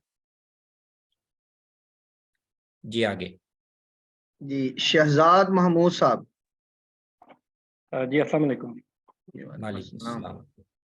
حضرت میرے 2-3 سوالات ہیں، اگر آپ اجازت دیں تو میں باری باری ان کو آپ کے سامنے پیش کروں. سر قرآن پاک کی اجازت تو رشید صاحب نے دے دی آپ سوال. سر قرآن پاک کی سورہ مائدہ کی آیت ہے کہ اللہ تعالیٰ فرماتے ہیں وَكَيْفَ يُحَكِّمُونَكَ وَعِندَهُمُ التَّوْرَاةُ فِيهَا حُكْمُ اللَّهِ ثُمَّ يَتْلُونَ مِن بَعْدِ ذَلِكَ. تو یہ بڑی اچھی مثال ہو سکتی ہے ہمارے لیے کہ یہود کا اس وقت تالمود کا پورا ذخیرہ جس میں حضرت موسیٰ کے اقوال موجود تھے اس دور میں موجود تھا، اللہ کے نبی کے دور میں، اور تورات بھی موجود تھی. تو اللہ کو یہاں یہ کہہ دینا چاہیے تھا کہ حضرت موسیٰ کے اقوال اور تورات بھی تمہارے پاس موجود ہیں، لیکن یہاں بڑی کیٹاگوریکلی اللہ نے صرف تورات کا ذکر کیا ہے، کوئی ایسی اور ثانوی ماخذ نہیں اللہ تعالیٰ یہاں لائے. تو ہم اسی پہ قیاس کرتے ہوئے کیوں نہیں قرآن کو بنیادی ماخذ مانتے؟ پہلا سوال میرا یہ تھا.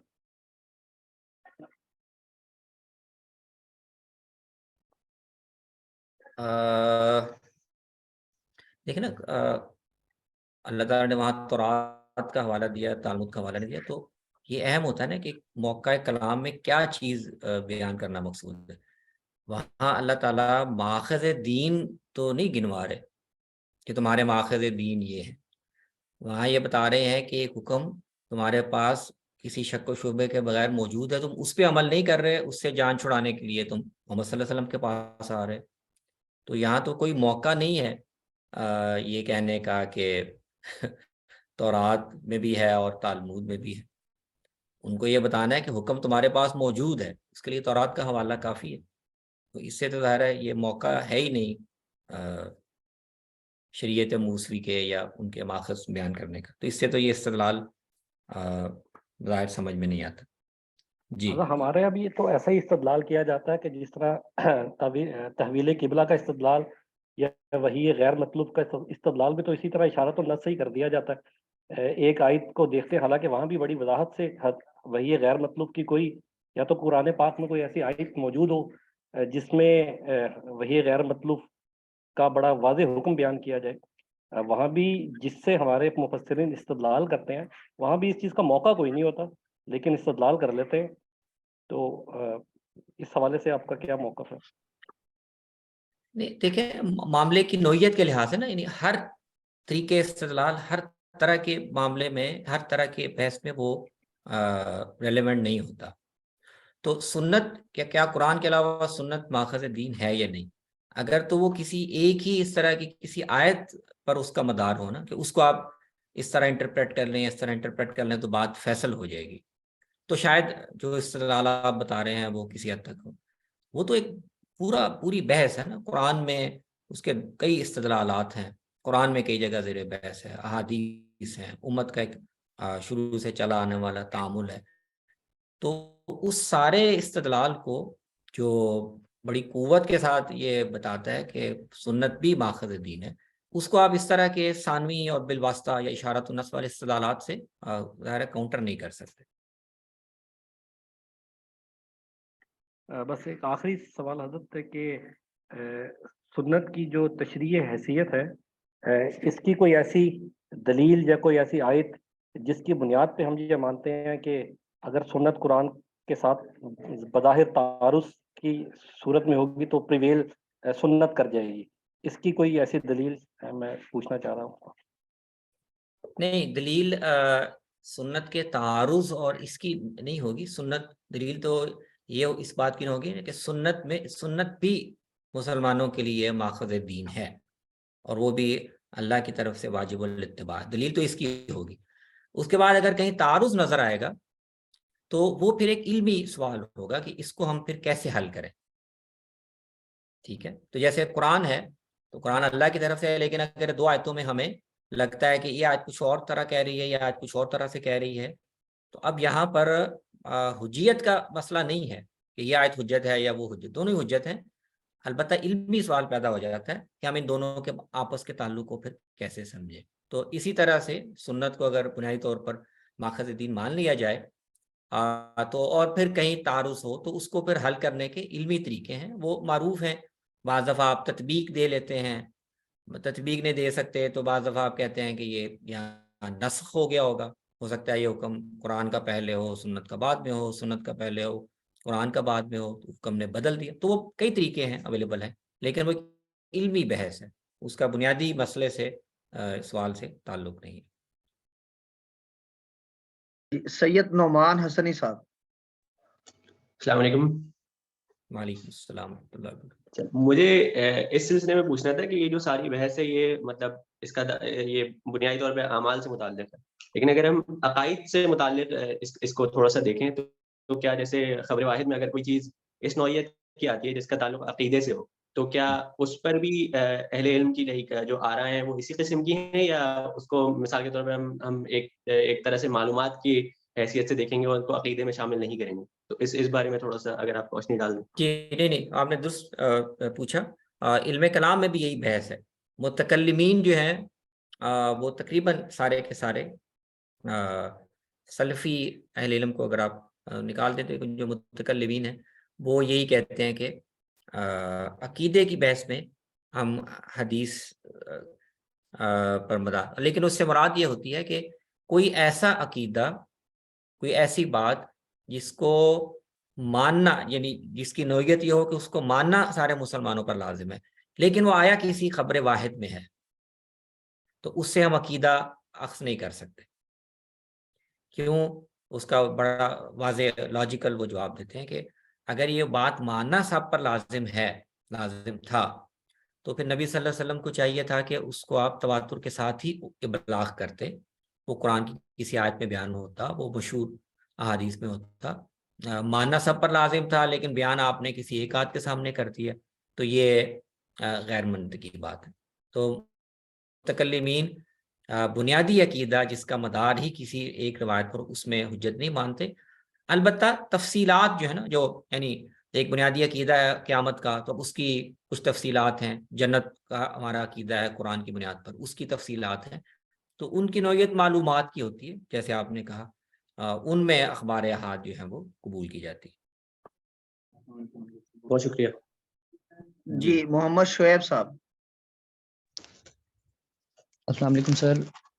वालेकुम सलाम। सर ये जिस तरह आपने बताया कि बाज़ अहकाम ऐसे हैं जो पहले सुन्नत में ओरिजिनेट हुए और बाद में फिर कुरान ने उसकी फरा की, इसकी कोई एग्जांपल सर दीजिएगा।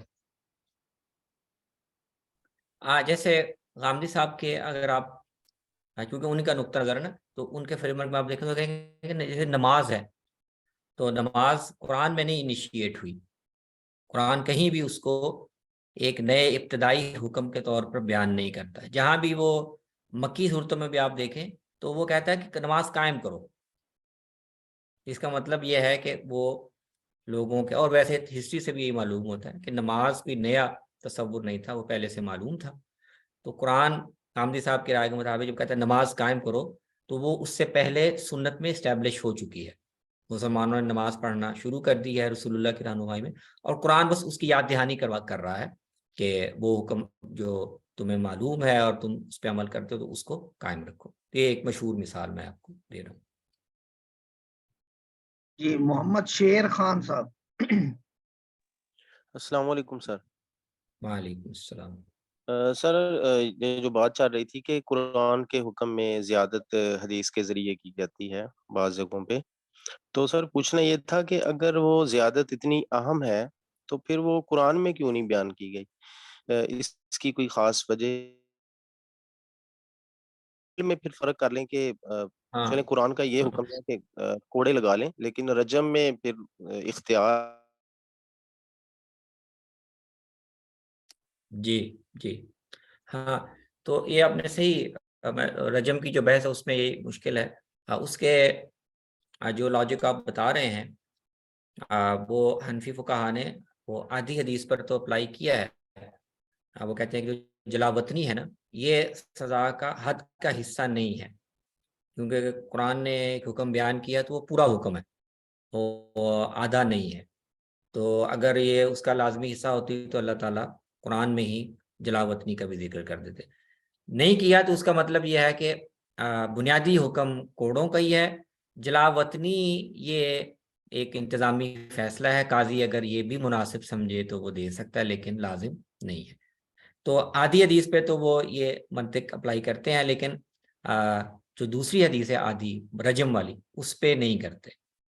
وہاں وہ یہی کہتے ہیں کہ نہیں, قرآن کا حکم جو ہے وہ پھر سنت نے غیر شادی شدہ کے حق میں سنت نے اس حکم کو منسوخ کر دیا. یعنی اللہ تعالیٰ نے خود ہی اپنا حکم بدل دیا, لیکن اس تبدیلی کو پھر اس نے سنت میں بیان کیا, قرآن میں نہیں بیان کیا. ہاں جی محمد اسامہ آصف صاحب.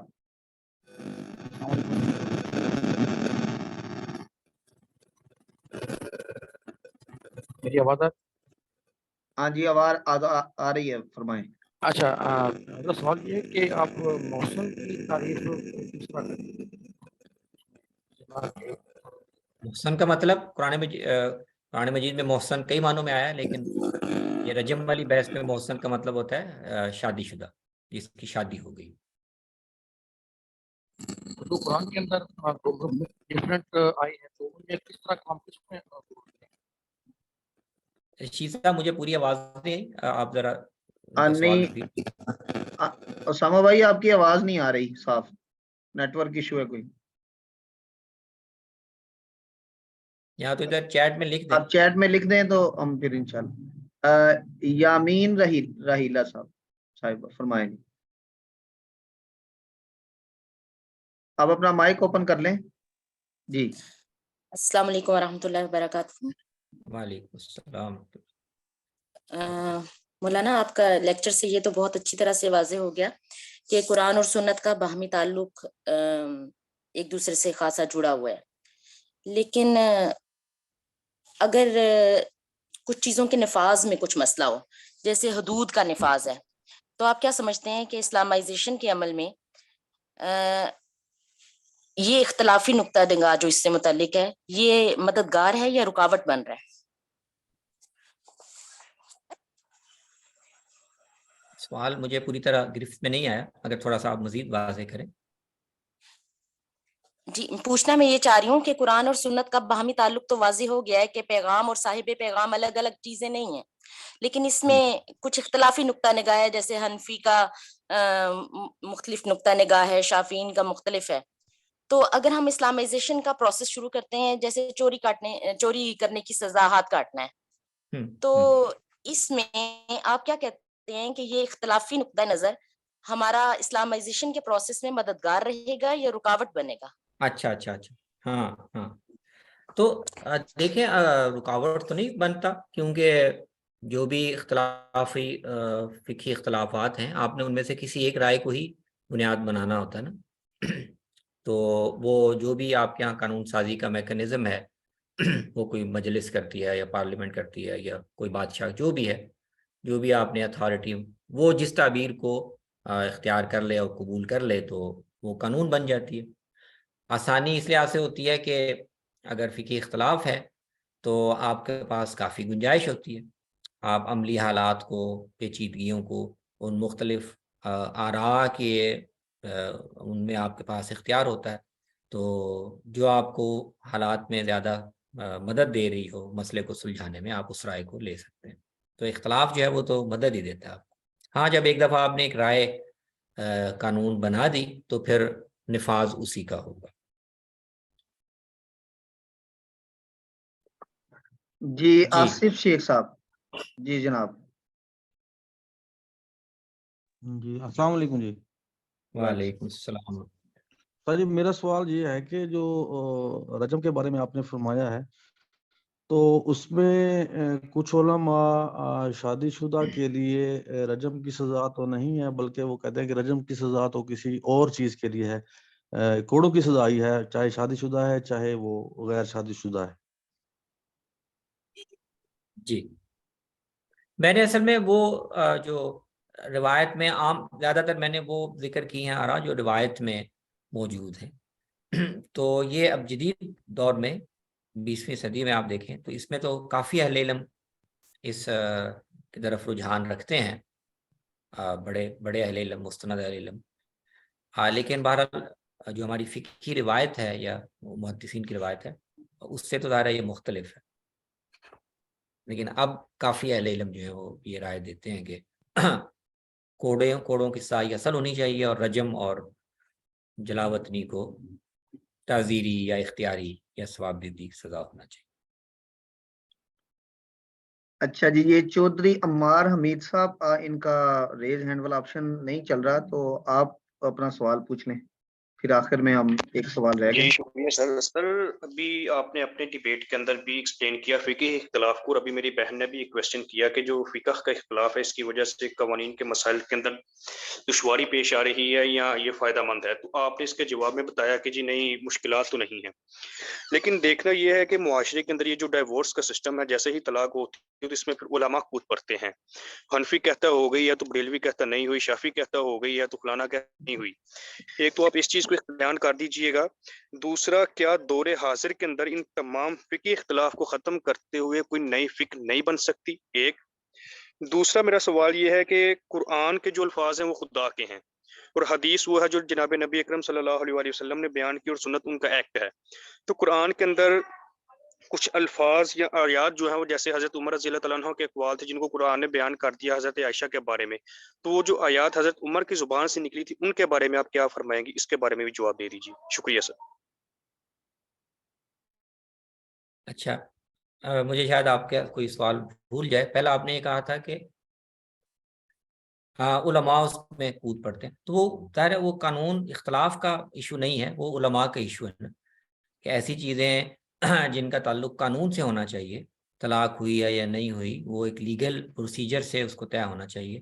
وہ جب آپ فتووں کو سپرد کریں گے تو فتوے تو ظاہر مختلف ہی ہوتے ہیں، تو اس کا حل یہ ہے کہ اس طرح کی چیزوں کو فتووں پر چھوڑنے کے بجائے اس کو ایک قانونی اس کا طریقہ بنا دیا جائے، اور اسی پروسیس سے جو چیز طے ہو کہ طلاق ہوئی ہے یا نہیں ہوئی اسی کو ویلڈ مانا جائے، تاکہ لوگ جو ہیں وہ خامخواہ کنفیوژن میں نہ مبتلا ہو۔ اس سے آگے کیا آپ نے کہا تھا؟ کیونکہ آپ نے کہ دور حاضر کے اندر باقی جو فقہ نئی ہیں ان کی فقہ علیحدہ نئی فقہ کا قیام ہو سکتا ہے کہ نہیں؟ عملاً تو دیکھیں نئی فقہ بنی گئی ہے، کیونکہ جو ساری پرانی فقہیں تھیں جن کے ایک دور میں ایک جگہ پر ایک ہی فقہ کے مطابق قانون سازی یا فیصلے ہوتے تھے، اب تو دنیا میں عملاً کہیں بھی نہیں ہے، صرف افغانستان کو آپ کہہ سکتے ہیں، وہاں پر وہ شاید، باقی تو جہاں پر بھی نیشن اسٹیٹس ہیں تو وہ کوئی نیشن اسٹیٹ کسی شاید ملائیشیا وغیرہ میں، انڈونیشیا میں شافعی فقہ ہے تو آفیشلی وہ اس کو فالو کرتے ہوں، لیکن کئی جگہوں پر ان کو بھی دوسری فقہوں سے استفادہ کرنا پڑتا ہے۔ تو زیادہ تر کو ریاستوں میں تو ایسا نہیں ہے۔ پاکستان میں آپ دیکھیں کسی ایک فقہ کی کوئی پابندی قانونی آئینی طور پر نہیں ہے، اور جو عملاً یہاں پہ قانون سازی ہوئی ہے وہ بھی بہت سی فقہوں سے استفادہ کر کے ہی بنی ہے۔ تیسرا سوال تھا کہ قرآن تو خدا کے الفاظ اور حدیث حضور کے الفاظ ہیں، تو قرآن میں کچھ آیات جیسے حضرت عمر کی زبان سے بھی گئی ہیں، यानी हजरत आयशा के वाक़े के बारे में जिसको उलमा अक्सर बयान करते हैं हाँ उनकी हाँ पाक दामनी की हाँ, गवाही, उसके नहीं बारे में आप क्या उनको कुरान, जी उसमें उसको कुरान की आयत के तौर पर तो कोई कबूल नहीं करता, सारे उसकी मुख्तलिफ तौजीहात ही करते हैं। बाज़ कहते हैं कि वो पहले कुरान में कहीं उतरी थी लेकिन फिर निकाल दी गई, तो लेकिन इस कुरान का बहरहाल वो हिस्सा जो हमें दिया गया इसका हिस्सा नहीं है। बाज़ कहते हैं कि वो तौरात के हुक्म का हवाला है या कोई, लेकिन ये कोई नहीं कह रहा कि हाँ वो ये कुरान जो हमें फाइनल आखिरी वर्जन दिया गया उसका हिस्सा है, लेकिन उसमें लिखी नहीं जाएगी, ऐसा कोई भी नहीं कहता। सारे उसको कुरान से बाहर ही मानते हैं। एक सवाल ये उसामा आसिफ साहब ने लिखा हुआ है मोहसन, मैंने कहा कि कुरान में देखे ना 3 मुख्तलिफ मानों में मोहसन का लफ्ज आया है। वो आज़ाद औरतों के माने में भी आया है मोहसनात, ठीक है ना, बांदियों के मुकाबले में, और वो शादीशुदा के माने में भी आया, वो औरतें जिनकी शादी हो चुकी हो, निकाह की कैद में आ चुकी हो, और ये पाक दामन औरतों के माने। तो 3 बुनियादी इसके मानी है, और मुख्तलिफ आयतों में वो इन तीनों मानों में आयत। जी रशीद साहब आगे, मेरे ख्याल में 2 हाथ जी और खड़े हैं, दो उनसे भी दो सवाल सवाल होंगे। और हैं। असफंद यार साहब आप फरमाएं पहले। अच्छा हजरत, ये जो वसीयत की तहदीद और चोरी के हाथ काटने वाली आपने जो सारी हदीस बताई थी, ये सारी की सारी, अब इनमें से कुछ अखबार अहाद भी हैं, ये सारी मशहूर हैं? क्योंकि हनाफ के नजदीक भी जो तखसीस हम कर सकते हैं वो मशहूर रवायात से कर सकते हैं। और दूसरी आपसे गुजारिश ये थी, आपने वो कल के परसों ही वो फेसबुक पे वो जो औरतों की इश्तिहार के मुतालिक पोस्ट लिखी थी, और नीचे ही आपने साथ लिखा था वो बांडियों वाला कोई मामला अगर किसी ने कहा तो मैं इसके ऊपर लिख दूंगा। अब वो फेसबुक पे आपके साथ ऐड नहीं है तो उधर वो नीचे कमेंट नहीं कर सकते, मैंने कहा यहीं आपको बता दूं कि उसके ऊपर भी आप गुजारिशात जो है वो लिख दीजिए। हाँ हाँ, वो तो फिर बाकी लोग उस सवाल से वाकिफ नहीं है ना, तो फिर यहाँ तो इरेलीवेंट हो जाएगा, उसको वहीं देखेंगे। लेकिन इसमें आपने मुझे जो आपका पहला सवाल था वो जहन से निकल गया, वो वसीयत की तहदीद वाली। हाँ नहीं, वो है तो खबर वाहिद। तो अहनाफ के यहाँ यानी ये सारी शराइत है, या तो वो खबर मशहूर हो यानी खबर वाहिद ना हो, खबर मशहूर हो, खबर मुस्तफ़ीज़ हो, बहुत शोहरत के साथ मनकूल हो, और उसमें शामिल है कि उसकी सनद वगैरह भी काफ़ी हों। लेकिन अगर वो खबर वाहिद हो, सनद उसकी एक आध ही है, लेकिन अहले इल्म उसको हमेशा से कबूल करते हैं, अहले इल्म ने उसको कभी उस पर सवाल नहीं उठाया, और इस तरह वो मुसलमानों के अमल में भी चली आ रही है, तो उसको भी अहनाफ मशहूर और मुस्तफ़ीज़ का ही दर्जा देते हैं, चाहे सनद उसकी एक आध हो, या बाज़ दफ़ा सनद कमज़ोर हो, पूरी मुत्तसिल ना भी हो, लेकिन फ़ुक़हा और उलमा के यहाँ वो मामूल भी ही है, तो अहनाफ उसकी वजह से तख़सीस कबूल कर लेते हैं। जी आखिरी सवाल जी रमीज साहब आपका। अस्सलाम वालेकुम सर, आवाज आ रही है? जी आ रही है, बिस्मिल्लाह। वालेकुम अस्सलाम। सर मैं असल में सफर में हूँ, मैं असल में बीच में अभी आया हूँ प्रोग्राम में, लेकिन रजम के हवाले से मेरा एक छोटा सा सवाल है। जी। वो ये है कि मिसाल के तौर पर जैसे गम साहब कहते हैं कि वो असलन तो वो सजा जो है एक ही है जो कोड़ों की सजा है, शादीशुदा हो या गैर शादीशुदा हो, लेकिन जो रजम के एले रिवायत जो बात करते हैं रजम की सजा के हवाले से, शादीशुदा जो जानी होता है, तो वो क्या उसमें जो रियासतें खुलफा राशिदीन के दौर में रजम की सजा हुई कि ना हुई, और उसके बाद जो रियासतें कायम हुई, अमवी दौर था या अब्बासी दौर था या उस्मानी की जो जो पीरियड था, उसमें जो शरीयत का जो निफाज था उसमें रजम की सजा थी कि नहीं थी? अगर थी तो फिर उस हवाले से हम क्या उसको किस जगह पे खड़े करेंगे? आज के जो असर हाजिर के जो अहले दानिश हैं वो कह रहे हैं कि नहीं, रजम की सजा तो असलन है नहीं, वो मनसूख हो चुकी है। फिर उसको क्या करें, किस जगह पे खड़ा करेंगे जो अमली तवातुर होगा इस रजम के हवाले से जो निफाज हुआ पहले? जी मैंने, आप शायद नहीं थे, मैंने वाज़ेह किया कि ये 20वीं सदी से पहले तक की जो उम्मत की इल्मी रिवायत है वो तो उसको रजम को ही हद मानती है, लेकिन अब बहुत से अहले इल्म हैं जो उस पर बेइत्मीनानी रखते हैं, और उनके दलाइल ऐसे हैं जो यानी काबिल गौर है, कमज़ोर इस्तिदलाल नहीं है। تو بہت سے اہل علم اب سمجھتے ہیں، اور وہ کہتے ہیں کہ اہل علم نے جو رائے قائم کی اس کا ایک استدلال ہے، لیکن ہمیں وہ کبھی نہیں لگتا، زیادہ کبھی یہ رائے لگتی ہے۔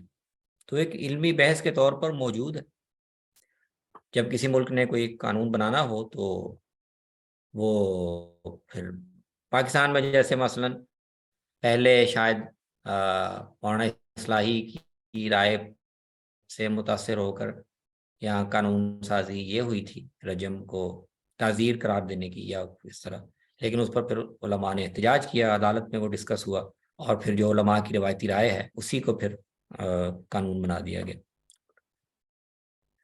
جی ایک سوال یہ انہوں نے لکھا ہے ہمایوں کامران صاحب نے، خبر واحد کا۔ ہاں دیکھیں، ضروریات دین اگر ان معنوں میں آپ کہہ رہے ہیں کہ جب تک کوئی آدمی خبر واحد کو ماننا، اس کو قبول نہ کرے، تب تک وہ دین کے کسی بنیادی عقیدے کو نہیں مانتا یا وہ مسلمان نہیں، تو یہ تو نہیں کہا جا سکتا، یہ شاید امت میں کہا بھی نہیں کسی نے کہ خبر واحد کو ضرور ماخذ دین ماننا یہ حجت ہے۔ البتہ جو ظاہر ہے ہماری روایت ہے اس میں چونکہ عموماً اس کو قبول کیا گیا ہے اور اس سے ایک ٹریڈیشن بن گئی ہے، تو ظاہر اس روایت سے جب تو پھر ایک حساسیت جو ہے وہ روایت کی مجروح ہوتی ہے، ڈسٹرب ہوتی ہے۔ رجم کے بارے میں تو بہت سی کتابیں لکھی گئی ہیں اس دور میں، کسی ایک مسئلے پر اگر بہت زیادہ لکھا گیا تو وہ یہی ہے۔ بہت سی کتابیں وہ بعد میں کسی وقت پھر ان کی فہرست شیئر کی جا سکتی، ابھی میرے وفاقی شرعی عدالت میں یا سپریم کورٹ میں بھی تفصیل سے وہ موجود ہے، وہاں تک عثمانی کا فیصلہ ہے، اور کئی لوگوں نے کتابیں لکھی ہیں۔ جزاکم اللہ خیرن استاد جی، ہمارا سوالات سب ختم ہو گئے، اور اللہ تعالیٰ آپ کو جزائے خیر دے، سلامت رکھے۔ چلیں، بہت شکریہ آپ سب دوستوں کا بھی بہت شکریہ، بارک اللہ فیکم۔ السلام۔ جی ٹھیک ہے جی، انشاءاللہ کل اگلی کلاس میں، اگلے لیکچر میں ہم دوبارہ ملیں گے۔ ڈاکٹر سمیع اللہ فراز صاحب کا رسم عثمانی اور اس کی حیثیت، اہمیت وغیرہ وغیرہ، یہ آپ لسٹ میں دیکھ سکتے ہیں، اس عنوان سے لیکچر ہوگا انشاءاللہ، تو کل اسی وقت انشاءاللہ دوبارہ ملاقات ہوگی۔ جزاکم اللہ خیرن، السلام علیکم ورحمۃ اللہ وبرکاتہ۔ وعلیکم السلام ورحمۃ اللہ۔